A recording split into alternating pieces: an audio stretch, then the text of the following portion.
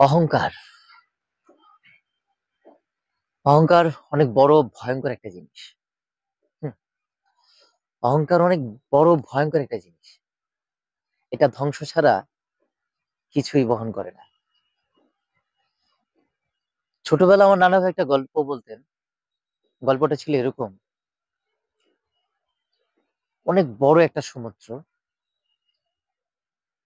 গর্জে উঠে অহংকার করত। বলতো, আমি সব ডুবিয়ে দেওয়ার ক্ষমতা রাখি। বলতো, আমি সবাইকে ডুবিয়ে দেওয়ার ক্ষমতা রাখি। একদিন এক ফোঁটা তেল সে সমুদ্রে এলো, গোটা সমুদ্র সাঁতার কেটে চলে গেল।